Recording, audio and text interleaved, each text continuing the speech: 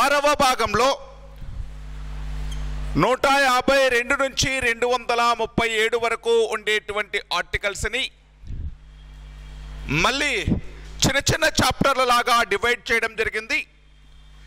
ఈ 6th పార్ట్లో first chapter అనేటువంటిది రాష్ట్ర ప్రభుత్వము అంటే నిర్వచనం గురించి చెప్పింది, డెఫినేషన్ ఆఫ్ స్టేట్ గురించి చెప్తుంది. దీని గురించి చెప్పేటువంటి ఆర్టికల్ 152. నేను ఒకసారి చెప్పాను, జస్ట్ రివైజ్ చేస్తున్నాను అంతే. నెక్స్ట్ ఇది సెకండ్ చాప్టర్ అనేటువంటిది రాష్ట్ర ఎగ్జిక్యూటివ్ బాడీ, రాష్ట్ర కార్యనిర్వాహక శాఖ గురించి ఇన్ఫర్మేషన్ ఇస్తుంది. ఇది 153 నుంచి 167 వరకు ఉండేటువంటి ఆర్టికల్స్ రాష్ట్ర కార్యనిర్వాహక శాఖ గురించి ఇన్ఫర్మేషన్ ఇస్తున్నాయి. నెక్స్ట్ థర్డ్ చాప్టర్ అనేటువంటిది రాష్ట్ర లెజిస్లేటివ్ బాడీ, శాసన నిర్మాణ శాఖ గురించి ఇన్ఫర్మేషన్ ఇస్తుంది. లెజిస్లేటివ్ బాడీ శాసన నిర్మాణ శాఖ గురించి 168 నుంచి 212 వరకు ఉండేటువంటి ఆర్టికల్స్ చెప్తున్నాయి. నెక్స్ట్ ఇది ఫోర్త్ చాప్టర్ అనేటువంటిది గవర్నర్కు ఉండేటువంటి ఆర్డినెన్స్ పవర్ గురించి చెప్తుంది. గవర్నర్ అనేటువంటి వ్యక్తి ఆర్డినెన్స్ ఇష్యూ చేయడం గురించి ఏ ఆర్టికల్ చెప్తుంది అంటే 213 అనేటువంటి ఆర్టికల్. నెక్స్ట్ ఫిఫ్త్ చాప్టర్ అనేటువంటిది రాష్ట్ర judicial body, that means high court గురించి ఇన్ఫర్మేషన్ ఇస్తుంది. 214 నుంచి 232 వరకు ఉండేటువంటి ఆర్టికల్స్ రాష్ట్ర హైకోర్టుకు సంబంధించిన ఇన్ఫర్మేషన్ ఇస్తున్నాయి. నెక్స్ట్ ఇది 6th చాప్టర్ లాస్ట్ చాప్టర్ అండి, లోయర్ కోర్టుల గురించి ఇన్ఫర్మేషన్ ఇస్తున్నాయి. దిగువ న్యాయస్థానాల గురించి ఇన్ఫర్మేషన్ ఇస్తున్నాయి. 233 నుంచి 237 వరకు. ఇది దాదాపు ఒక 90 ఆర్టికల్స్ ఉంటాయి. భారత రాజ్యాంగంలోని 6వ భాగం అనేటువంటిది రాష్ట్ర ప్రభుత్వం గురించి ఇన్ఫర్మేషన్ ఇస్తుంది. ఈ 6వ భాగం అనేటువంటిది second largest part in Indian constitution. First largest part ఏంటి? సెంట్రల్ గవర్నమెంట్, కేంద్ర ప్రభుత్వం భారత రాజ్యాంగంలో అతిపెద్ద భాగము. రెండవ పెద్ద భాగం ఏంటి అంటే రాష్ట్ర ప్రభుత్వం. ఈ రాష్ట్ర ప్రభుత్వం గురించి భారత రాజ్యాంగంలోని 6th పార్ట్ అనేటువంటిది చెప్పింది. ఈ 6th పార్ట్ అనేటువంటిది ఎక్కడి నుంచి ఎక్కడి వరకు ఉండేటువంటి ఆర్టికల్స్ చెప్తుంది అంటే 152 నుంచి 237. ఈ 152 నుంచి 237 వరకు ఉండేటువంటి 6వ భాగాన్ని మళ్ళీ 6 అధ్యాయాలుగా డివైడ్ చేయడం జరిగింది. ఫస్ట్ చాప్టర్ మొదటి అధ్యాయం దేని గురించి చెప్పింది అంటే డెఫినేషన్ ఆఫ్ స్టేట్, అసలు రాష్ట్రం అంటే ఏంటి, ప్రస్తుతం ఉన్నటువంటి 28 రాష్ట్రాల గురించి, అంటే రాష్ట్రం అనేటువంటి దానికి సంబంధించి నిర్వచనం అనేటువంటిది ఇస్తుంది. ఏ చాప్టర్ అంటే ఫస్ట్ చాప్టర్, కేవలం 152 అనేటువంటి ఆర్టికల్స్. ఓన్లీ రాష్ట్రం అంటే నిర్వచనం మాత్రమే ఇస్తుంది. యూనియన్ టెరిటరీస్ అనేటువంటి దానికి సపరేట్ పార్ట్. అది ఓన్లీ 28 భారతదేశంలో ప్రస్తుతం ఉండేటువంటి రాష్ట్రాలకు సంబంధించిన డెఫినేషన్ మాత్రమే ఇస్తుంది 152 అనేటువంటి ఆర్టికల్స్. 370 ఆర్టికల్ ఉన్నంత వరకు ఈ రాష్ట్ర ప్రభుత్వం అనేటువంటి నిర్వచనంలో ఏ రాష్ట్ర ప్రభుత్వం వచ్చేది కాదు అంటే జమ్మూ కాశ్మీర్. జమ్మూ కాశ్మీర్ అనేటువంటి దానిని 2019 వరకు 152 ఆర్టికల్ కింద చూపించలేదు. ప్రస్తుతం జమ్మూ కాశ్మీర్ అనేటువంటిది రాష్ట్రం కాదు కాబట్టి ప్రస్తుతం జమ్మూ కాశ్మీర్ అనేటువంటిది యూనియన్ టెరిటరీ కాబట్టి ఈ 152 ఆర్టికల్లో వస్తుందా? ఎప్పటి నుంచి? 2019 నుంచి. మరి 2019 కంటే ముందు అది రాష్ట్రం కదా. మరి 2019 కంటే ముందు ఈ 152 ఆర్టికల్లో దాని గురించి చెప్పారా? చెప్పలేదు. ఎందుకని? దానికి 370 ఆర్టికల్ ఆర్టికల్ అనేటువంటిది సమ్ స్పెషల్ ప్రొవిజన్స్ ఇచ్చింది కాబట్టి దాన్ని రాష్ట్ర ప్రభుత్వ నిర్వచనం కింద చెప్పలేదు జమ్మూ కాశ్మీర్ అనేటువంటి. 2019 వరకు 370 ఆర్టికల్ ఉంది కాబట్టి దీని కింద చెప్పలేదు. 2019 తర్వాత అది రాష్ట్రం కాదు కాబట్టి దీని కింద చెప్పలేదు. నెక్స్ట్ సెకండ్ చాప్టర్ దేని గురించి చెప్పింది? ఎగ్జిక్యూటివ్ బాడీ, కార్యనిర్వాహక శాఖ అంటే ఏమని చెప్పాను మీకు? ఏంటి కార్యనిర్వాహక శాఖ అంటే? అంటే శాసన నిర్మాణ శాఖ చేసినటువంటి చట్టాలను ఇంప్లిమెంట్ చేసేటువంటి శాఖ. మరి రాష్ట్ర శాసన నిర్మాణ శాఖ చేసిన చట్టాలను ఇంప్లిమెంట్ చేసేది, అమలు చేసేది కార్యనిర్వాహక శాఖ అంటున్నాం. 153 నుంచి 167 వరకు ఉండేటువంటి ఆర్టికల్స్ కార్యనిర్వాహక శాఖ గురించి చెప్తున్నాయి అని చెప్పాను. మరి ఈ ఎగ్జిక్యూటివ్ బాడీలో, ఈ కార్యనిర్వాహక శాఖలో ఎవరెవరు భాగం, ఎవరెవరికి రోల్ ఉంటుంది? నేను చెప్పాను ఎవరెవరికి రోల్ ఉంటుంది. గవర్నర్, కార్యనిర్వాహక శాఖ అంటే ఎవరెవరండి? గవర్నర్, ముఖ్యమంత్రి మరియు మంత్రి మండలి, వీళ్ళతో పాటు అడ్వకేట్ జనరల్, ఇలా ముగ్గురు గురించి ఏ అధ్యాయంలో నేర్చుకోవాలి? సెకండ్ చాప్టర్లో వీళ్ళ ముగ్గురు గురించి నేర్చుకుంటాం. గవర్నరు, ముఖ్యమంత్రి మరియు మంత్రిమండలి, అడ్వకేట్ జనరల్, వీళ్ళ ముగ్గురు దేనిలో భాగం? కార్యనిర్వాహక శాఖలో భాగం. నెక్స్ట్ రండి థర్డ్ చాప్టర్ అంటే లెజిస్లేటివ్ బాడీ, శాసన నిర్మాణ శాఖ అంటే ఎవరైతే చట్టం చేస్తున్నారో, ఎవరికైతే చట్టం చేయడంలో రోల్ ఉందో వాళ్ళని శాసన నిర్మాణ శాఖ అన్నాం. మరి ఎవరెవరికి చట్టం చేయడంలో రోల్ ఉంది? కేంద్రంలో అయితే శాసన నిర్మాణ శాఖ ఎవరు? పార్లమెంట్. కేంద్రంలో అయితే శాసన నిర్మాణ శాఖ పార్లమెంట్. అంటే ఎవరెవరు? లోక్సభ, రాజ్యసభ, రాష్ట్రపతి.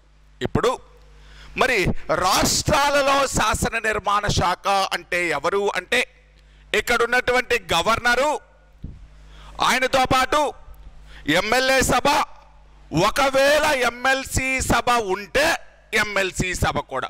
ఎమ్మెల్సీ సభ లేదు అనుకోండి, విధాన మండలి లేదు అనుకోండి, లెజిస్లేటివ్ కౌన్సిల్ లేదు అనుకోండి, విధాన పరిషత్ లేదు అనుకోండి, మరి అటువంటి సందర్భంలో శాసన నిర్మాణ శాఖ అంటే only MLA Sabha and governor. ఒకవేళ ఎమ్మెల్సీ సభ కూడా ఉంటే అప్పుడు శాసన నిర్మాణ శాఖ అంటే గవర్నర్ ప్లస్ ఎమ్మెల్యే సభ ప్లస్ ఎమ్మెల్సీ సభ. 2 సభలు ఉంటే 2 సభలు ప్లస్ గవర్నర్, ఒకే సభ ఉంటే ఆ సభ ప్లస్ గవర్నర్, దీనిని ఏమని పిలిచాం? శాసన నిర్మాణ శాఖ. ఇప్పుడు రండి, మొత్తం అన్ని రాష్ట్రాలలో లెజిస్లేటివ్ కౌన్సిల్ అనేటువంటిది ఉందా? ఎగ్జామ్లో ఇటువంటి కొన్ని క్వశ్చన్స్ మనకు అర్థమైపోతుంది, ఏ క్వశ్చన్స్ రావచ్చు అనేటువంటిది, ఎక్కడ ట్విస్ట్ చేయొచ్చు అనేటువంటిది అర్థమైపోతూ ఉండిద్ది. కొంచెం మనము కాన్సన్ట్రేషన్గా ఒక బిట్టును చదువుతూ ఉంటే ఇది వస్తుందా రాదా అనేటువంటిది కూడా మనకు తెలిసిపోతూ ఉండిద్ది. క్వశ్చన్ అనేటువంటిది ఇక్కడి నుంచే రావచ్చు అండి. ఎలా అడుగుతాడు అంటే, ఈ క్రింది రాష్ట్రాలలో లెజిస్లేటివ్ కౌన్సిల్, విధాన పరిషత్ లేనటువంటి రాష్ట్రం ఏంటి అంటాడు. లేకపోతే విధాన పరిషత్తులో ఉండేటువంటి సభ్యుల సంఖ్య అనేటువంటిది ఇచ్చి ఈ రాష్ట్రంలో ఎంతమంది విధాన పరిషత్ సభ్యులు ఉండేటువంటి వాళ్ళు, ఎమ్మెల్సీ సభ సభ్యుల సంఖ్య ఎంత అని అడుగుతాడు. ఇక్కడ చూడండి, ప్రస్తుతం భారతదేశంలో మొత్తం ఎన్ని రాష్ట్రాలలో మాత్రమే లెజిస్లేటివ్ కౌన్సిల్ ఉంది? 6 రాష్ట్రాలలో మాత్రమే. 6 రాష్ట్రాలలో మాత్రమే. ఒకప్పుడు 7 అని ఉండేది. జమ్మూ కాశ్మీర్ అనేటువంటి దానికి సంబంధించి జమ్మూ కాశ్మీర్కు ఉన్నటువంటి లెజిస్లేటివ్ కౌన్సిల్ని రద్దు చేయడం జరిగింది. 2019 జమ్మూ కాశ్మీర్ రీఆర్గనైజేషన్ యాక్ట్ ప్రకారం 2019 జమ్మూ కాశ్మీర్ పునర్వ్యవస్థీకరణ చట్టం ప్రకారం జమ్మూ కాశ్మీర్కు ఉన్నటువంటి విధాన పరిషత్తును రద్దు చేశారు. కాబట్టి ప్రస్తుతం కేవలం 6 రాష్ట్రాలలో మాత్రమే ఈ ఎమ్మెల్సీ సభ అనేటువంటిది ఉండేది. ఇప్పుడు మొత్తం ఎన్ని రాష్ట్రాల్లో మాత్రమే ఎమ్మెల్సీ సభ ఉంటుందండి? 6. ఏంటివేంటివి ఆ రాష్ట్రాలు? ఫస్ట్ మన దగ్గరికే వద్దాం. ఆంధ్రప్రదేశ్, తెలంగాణ, ఆంధ్రప్రదేశ్, తెలంగాణ, మన పక్కనే ఉండేటువంటి కర్ణాటక, బీహారు, మహారాష్ట్ర, ఉత్తరప్రదేశ్. సరిపోయింది 6 రాష్ట్రాలు. ఆంధ్రప్రదేశ్, తెలంగాణ, కర్ణాటక, బీహారు, మహారాష్ట్ర, ఉత్తరప్రదేశ్ అనేటువంటివి. ఇప్పుడు ఆంధ్రప్రదేశ్ ఎమ్మెల్సీ సభ సభ్యుల సంఖ్య ఎంత?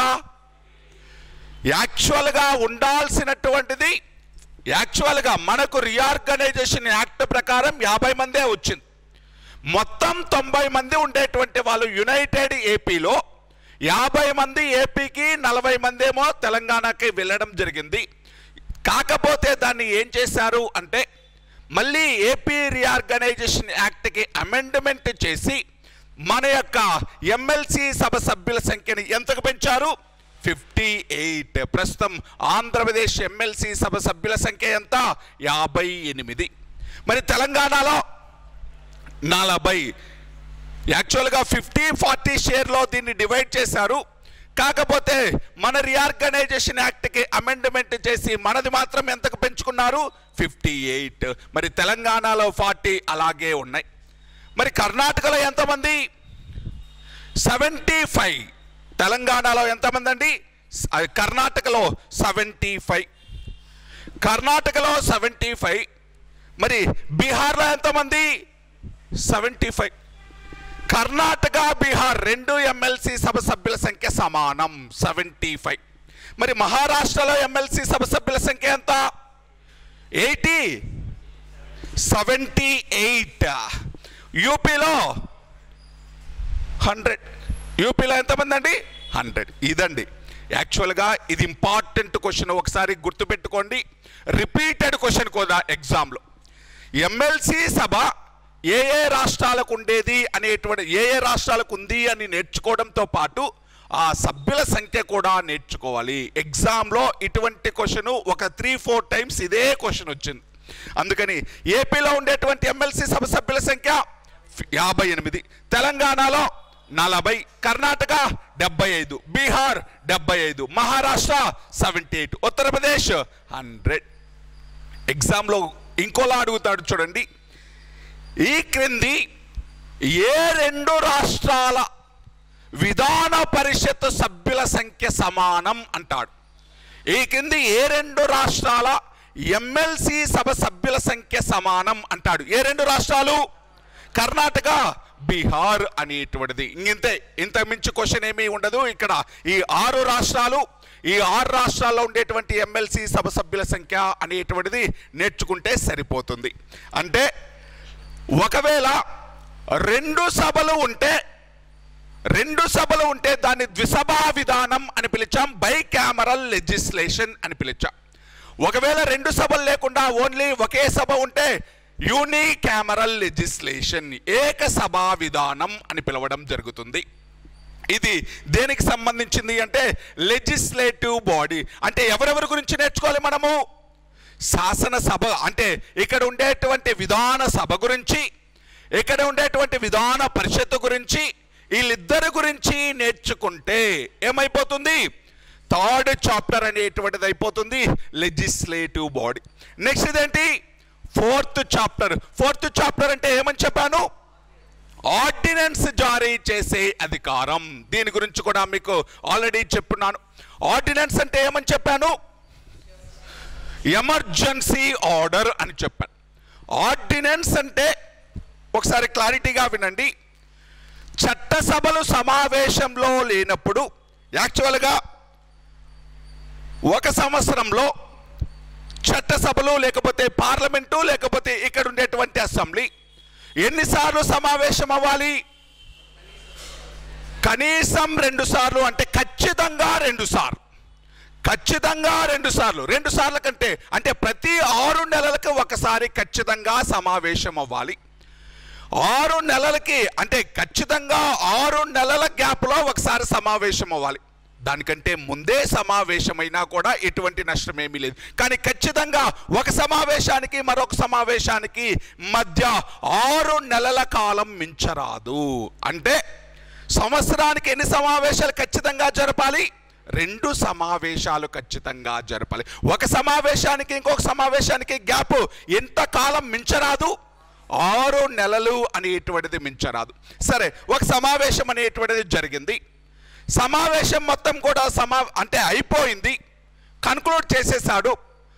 అక్కడ ఉండేటువంటి రాష్ట్రపతి కానీ లేకపోతే ఇక్కడ ఉండేటువంటి గవర్నర్ కానీ ఏం చేశాడు అంటే సమావేశాలని ప్రొరోగు చేశాడు. ప్రొరోగు చేయడం అంటే అర్థం ఏంటి? మీకు పార్లమెంటులో చెప్పింటాను. పార్లమెంటులో మీకు ఒక 3 టర్మ్స్ చెప్పాను, 3 పదాల గురించి చెప్పాను. ఏ పదాల గురించి చెప్పాను అంటే అడ్జర్న్మెంట్ చెప్పానా? అడ్జర్న్మెంట్ అంటే అర్థం ఏంటి? వాయిదా వేయడం. సమావేశాలను తాత్కాలికంగా వాయిదా వేయడాన్ని ఏమని పిలుస్తాం? అడ్జర్న్మెంట్. అంటే అర్థం ఏంటి అంటే, ఇప్పుడు ఒక సమావేశం 9ంటికి స్టార్ట్ అయింది, అందరూ గొడవ చేస్తున్నారు, సభ్యులందరూ కూడా గొడవ చేస్తున్నారు. ఇంక ఈ సమావేశాన్ని నిర్వహించలేను అని చెప్పేసి ఈ సమావేశాన్ని మధ్యాహ్నం 2 గంటల వరకు వాయిదా వేస్తున్నాను. ది సెషన్ ఈజ్ అడ్జర్న్డ్ అంటారు. అంటే అర్థం ఏంటి అంటే, సమావేశము ఎప్పుడు నిర్వహిస్తారు అనేటువంటి టైం చెప్పి దాన్ని వాయిదా వేస్తే దాన్ని ఏమంటాం? అడ్జర్న్మెంట్. అంటే టైం చెప్తున్నాం, మళ్ళీ ఎప్పుడు సమావేశం అవ్వాలి అనేటువంటి టైం చెప్తున్నాం, దానిని అడ్జర్న్మెంట్ అంటాం. ఇది ఎవరు చేస్తారు? ఆ సభాధ్యక్షుడు చేస్తాడు. దాన్ని ఎవరు చేస్తారు? ఆ సభాధ్యక్షుడు. అర్థమైంది కదండి? అడ్జర్న్మెంట్ సేమ్ అండి, టర్మినాలజీ అనేటువంటిది సేమ్. రాష్ట్ర శాసనసభలైనా పార్లమెంట్ అయినా టర్మినాలజీ సేమ్. అక్కడ ఉండేటువంటి ప్రొసీజరే ఇక్కడ కూడా ఉండిద్ది. నెక్స్ట్ ఇంకొక టర్మినాలజీ కూడా మీకు చెప్పాను, సైనిడై. చెప్పానా? సైనిడై అంటే ఏంటి? టైం చెప్పరు, అంటే సభను తాత్కాలికంగా వాయిదా వేస్తారు, మళ్ళీ ఎప్పుడు సమావేశం అవుతుంది, 1 రోజా 2 రోజుల 1 గంట అనేటువంటి టైం చెప్పరు. టైం చెప్పి మళ్ళీ అంటే రీఓపెన్ ఎప్పుడు లేకపోతే రీసెషన్ ఎప్పుడు అనేటువంటిది టైం చెప్పి వాయిదా వేస్తే దాన్ని ఏమని పిలిచాం? అడ్జర్న్మెంట్. టైం చెప్పకుండా వాయిదా వేస్తే దాన్ని ఏమన్నాం? సైనిడై. ఈ రెండింటిని చేసేటువంటి, ఈ రెండింటిని ప్రకటించే అధికారం ఎవరికి ఉంది? ఆ సభాధ్యక్షుడికి ఉంది. ఎవరికి ఉందండి? ఆ సభాధ్యక్షుడికి ఉంది. సరే, అడ్జర్న్మెంట్, సైనిడై ఈ రెండింటి గురించి నేర్చుకున్నాం. మరి సమావేశాలు అయిపోయినాయి. లాస్ట్ రోజు ఏం చేస్తారు? ముందుగానే నిర్ణయించుకుంటారు ఇన్ని రోజులు సమావేశాలు జరపాలని. లాస్ట్ రోజు ఏం చేస్తాడు అంటే ఆ సభాధ్యక్షుడు సైనిడై అనేటువంటిది ప్రకటించాడు. మళ్ళీ ఎప్పుడు సమావేశం అవుతుందో చెప్పలేదు. అటువంటి సమయంలో సమావేశాలు రద్దయిన తర్వాత, వాయిదా వేసిన తర్వాత, అక్కడైతే పార్లమెంటులో అయితే రాష్ట్రపతి, ఇక్కడైతే రాష్ట్రంలో అయితే గవర్నర్ అనేటువంటి వ్యక్తి ఆ సమావేశాలను దీర్ఘకాలం వాయిదా వేస్తాడు. దీర్ఘకాలం అంటే ఎప్పుడు? మళ్ళీ ఇంకొక 6 నెలల వరకు. అంటే మధ్యలో చాలా టైం ఉంటుంది చూడండి, సెషన్స్ అంతటితో కన్క్లూడ్ చేస్తూ ఉంటాం చూడండి. దానిని ఏమని పిలుస్తారు? ప్రొరోగు చేయడం. దానిని ఏమని పిలుస్తాం? ప్రొరోగ్ మీన్స్ దీర్ఘకాలం వాయిదా వేయడం. ప్రొరోగ్ మీన్స్ వన్స్ సైనిడై ప్రకటించిన తర్వాత ఆ సమావేశాలు, ఆ సెషన్స్ అంతటితో ముగిసిపోయినవి అని చెప్పి ఆ సమావేశాలను దీర్ఘకాలం మళ్ళీ ఎప్పుడో 5 నెలలకో 6 నెలలకో సమావేశం చేస్తాం. టైం ఏమీ చెప్పడు. ఈ సమావేశాలను ఇంతటితోటి ప్రొరోగు చేస్తున్నాం అని ప్రకటిస్తాడు. దానినే దీర్ఘకాల వాయిదా. ప్రొరోగు చేసేటువంటి వ్యక్తి ఎవరు? పార్లమెంటులో అయితే రాష్ట్రపతి, ఇక్కడైతే గవర్నర్. చూడండి, అడ్జర్న్మెంట్, సైనిడై ఈ రెండు ఎవరిస్తారు? అవి రెండు తాత్కాలిక వాయిదాలు. కానీ దీర్ఘకాలం వాయిదా ఉంది చూడండి, దానిని ఏమని పిలిచాం? ప్రొరోగ్ అని పిలిచాం. ప్రొరోగ్ను మాత్రం ఎవరు ఇష్యూ చేస్తున్నారు? గవర్నర్. మనం రాష్ట్ర ప్రభుత్వం గురించి చెప్తున్నాం కాబట్టి గవర్నర్. ప్రొరోగ్ను ఎవరు ఇష్యూ చేస్తున్నారు? గవర్నర్. సరే, ఇప్పుడు సమావేశం అనేటువంటిది ప్రొరోగ్ చేసేశారు, ముగిసిపోయిన సమావేశాలు. ముగిసిపోయిన వెంటనే అత్యవసరంగా, యాక్చువల్గా ఇవి సమావేశాల్లో ఉంటే చట్టం చేస్తాయి. మరి సమావేశం ముగిసిపోయింది, అత్యవసరంగా ఒక అంశం పైన చట్టం చేయాలి. యాక్చువల్గా చట్టం ఎవరు మాత్రమే చేయాలి? శాసనసభలు మాత్రమే చేయాలి. మరి సమావేశాలు లేవు, మరి ఎప్పుడు మళ్ళీ వెంటనే సమావేశం అంటే కుదరదు కదా. అటువంటి సమయంలో ఆ సిచ్యువేషన్ను డీల్ చేయడం కోసం తాత్కాలికంగా అత్యవసరంగా చట్టం చేసే అధికారం ఎవరికి ఇచ్చారు? కేంద్రంలో అయితే రాష్ట్రపతికి ఇచ్చారు, రాష్ట్రంలో అయితే గవర్నర్కి ఇచ్చారు. అంటే చట్టసభలు సమావేశంలో లేనప్పుడు ఏదైనా ఒక అత్యవసర అంశం పైన గవర్నర్ జారీ చేసేటువంటి అత్యవసర ఆదేశాన్ని ఏమని పిలిచారు? ఆర్డినెన్స్ ఎప్పుడు మాత్రమే ఇష్యూ చేయాలి? సమావేశాలు అంటే రెండు సభలు సమావేశంలో లేనప్పుడు, లేదా ఏదైనా ఒక సభ సమావేశంలో లేనప్పుడు. అంతేనా? ఒక సభ సమావేశంలో ఉన్నప్పుడు కూడా ఆర్డినెన్స్ ఇష్యూ చేయొచ్చా, చేయకూడదా? చేయొచ్చు. ఎందుకని?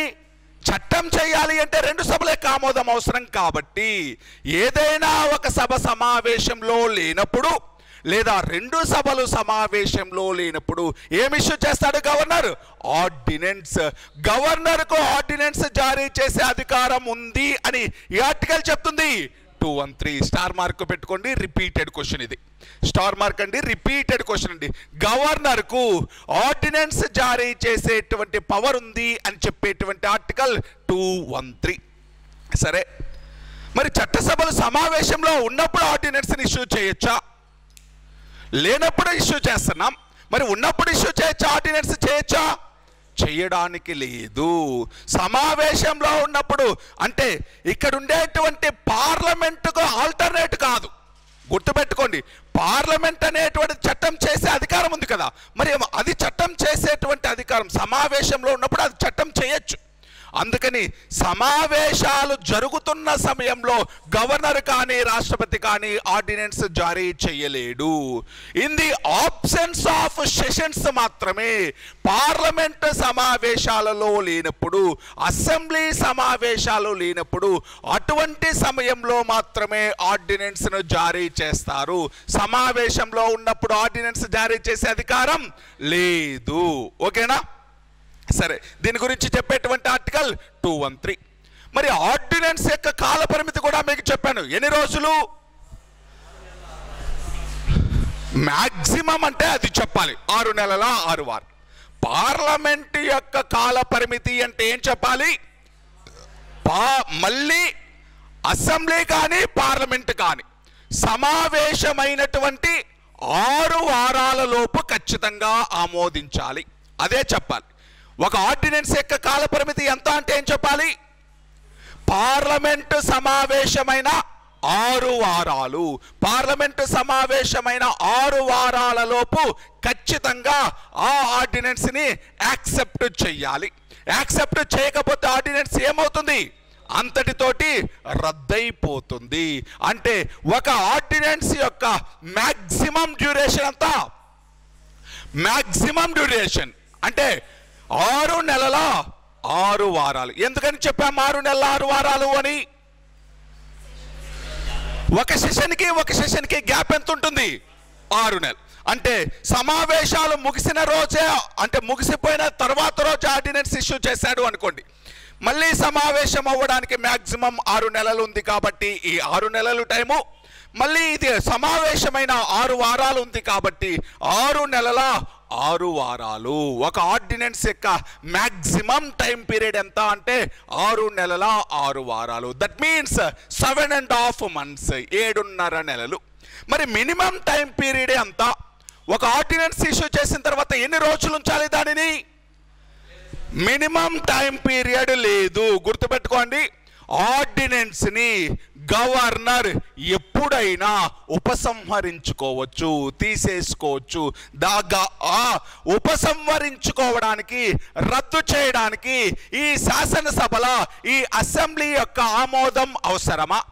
లేదు. గుర్తుపెట్టుకోండి, పార్లమెంట్ ఆమోదం లేకుండానే, అసెంబ్లీ ఆమోదం లేకుండానే ఎప్పుడైనా ఆర్డినెన్స్ని రద్దు చేసే అధికారం సెంట్రల్ అయితే రాష్ట్రపతికి ఉంది, స్టేట్లో అయితే గవర్నర్కి ఉంటుంది. అంటే మినిమం టైం పీరియడ్ లేదు, మ్యాక్సిమం టైం పీరియడ్ మాత్రం 6.5 months. మ్యాక్సిమం 6.5 కాదు, 7.5 months.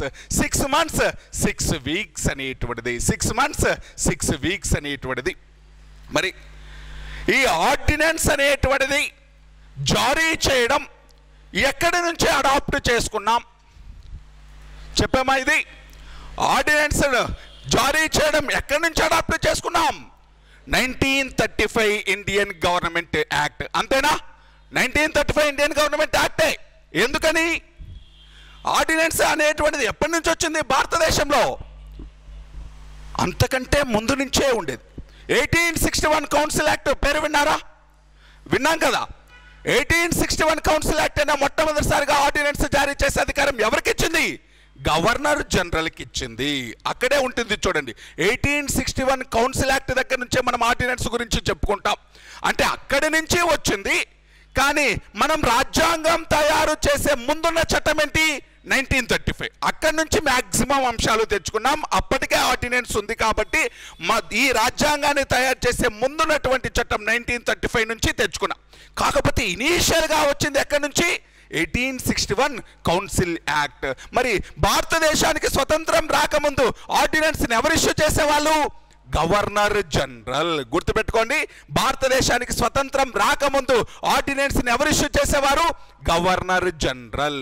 ఈ భారతదేశానికి స్వతంత్రం వచ్చిన తర్వాత కేంద్ర చట్టాల కోసమైతే కేంద్రంలో అయితే రాష్ట్రపతికి, రాష్ట్రంలో అయితే గవర్నర్కు ఆర్డినెన్స్ జారీ చేసే అధికారం ఉంది. అలా గవర్నర్ యొక్క ఆర్డినెన్స్ గురించి చెప్పేటువంటి 6వ భాగంలోని 4వ అధ్యాయం ఏ ఆర్టికల్ అండి? 213. సరే, నెక్స్ట్ ఇది 5th చాప్టర్ దేని గురించి చెప్తుంది? హైకోర్టు గురించి చెప్తుంది. 5th చాప్టర్ అనేటువంటిది హైకోర్టు. ఒకసారి చూడండి, భారతదేశంలో రాష్ట్రాలకు ఒక సపరేట్గా కోర్టు ఉందా? ఒకసారి India is a federal country or union? ఈ రెండింటికి చెప్పండి. Is India a union or federal country? యూనియనా? ఏకకేంద్రమా? ఏకేంద్రమా? యూనియన్ అంటే ఏకకేంద్రం. ఏకకేంద్రమా? మరి ఏంటి? ఎగ్జామ్లో ఇదే బిట్ అడిగాను అనుకోండి, ఏంటి ఏం చెప్పాలి ఆన్సర్? Federal country. భారతదేశం ఒక సమాఖ్య. కానీ సమాఖ్య అనేటువంటి పదం ఎక్కడైనా రాజ్యాంగంలో ఉందా? లేదు. సమాఖ్య అనేటువంటి పదానికి బదులుగా ఏ పదం ఉంది? యూనియన్ ఆఫ్ స్టేట్స్, రాష్ట్రాల యూనియన్ అనేటువంటి పదాన్ని ప్రయోగించడం జరిగింది. యాక్చువల్గా మనది చూడడానికి ఎలా ఉంటుంది? ఒక సమాఖ్యలాగా ఉంటుంది. ఏంటి సమాఖ్య అంటే? ఫెడరేషన్ అంటే? ఫెడరేషన్ అంటే ఏంటి? Division of powers in between centre and state. కేంద్ర రాష్ట్ర ప్రభుత్వాల మధ్య అధికార విభజన జరిగితే దానిని సమాఖ్య అని పిలిచాం. మరి అధికార విభజన జరిగిందా? జరగలేదా? జరిగింది కదా. కేంద్ర జాబితాలో ఎన్ని అంశాలు ఉన్నాయి? ప్రస్తుతం 98 అంశాలు ఉన్నాయి. రాష్ట్ర జాబితాలో ఎన్ని అంశాలు ఉన్నాయి? ప్రస్తుతం 59 అంశాలు ఉన్నాయి. ఉమ్మడి జాబితా ఉందా లేదా? ఉంది. ఉమ్మడి జాబితాలో ఎన్ని అంశాలు ఉన్నాయి? 52 అంశాలు ఉన్నాయి. ప్రస్తుతం ఎన్ని అంశాలు ఉన్నాయి? 52 అంశాలు. అంటే కేంద్రానికి కొన్ని పవర్స్ ఇచ్చారు, రాష్ట్రాలకు కొన్ని పవర్స్ ఇచ్చారు. అంటే భారతదేశం ఎలా పనిచేస్తుంది? ఒక సమాఖ్యలాగా పనిచేస్తుంది. కేంద్రానికి కొన్ని పవర్స్, రాష్ట్రానికి కొన్ని పవర్స్ ఇచ్చారు. కేంద్ర రాష్ట్ర ప్రభుత్వాల మధ్య అధికార విభజన జరిగింది. ఇండియా లుక్స్ లైక్ ఏ ఫెడరేషన్. ఇండియా లుక్స్ లైక్ ఏ ఫెడరేషన్. ఒక సమాఖ్యలాగా పనిచేస్తుంది. కానీ ఫెడరల్ కంట్రీ అనేటువంటి టర్మ్ ఎక్కడైనా ఉందా రాజ్యాంగంలో? లేదు. ఆర్టికల్ 1 ఏం చెప్తుంది? India means Bharat. India means Bharat. It is A union of states అంటుంది. ఇది ఒక రాష్ట్రాల యూనియన్ అని పిలుస్తుంది. మనం సమాఖ్య అనేటువంటి పదం ఉపయోగించకుండా రాష్ట్రాల యూనియన్ అనేటువంటి పదాన్ని ఉపయోగించారు. ఈ రాష్ట్రాల యూనియన్ అనేటువంటి పదాన్ని సూచించిన వ్యక్తి డాక్టర్ బిఆర్ అంబేద్కర్. ఈ యూనియన్ అనేటువంటి టర్మ్ని ఏ దేశ రాజ్యం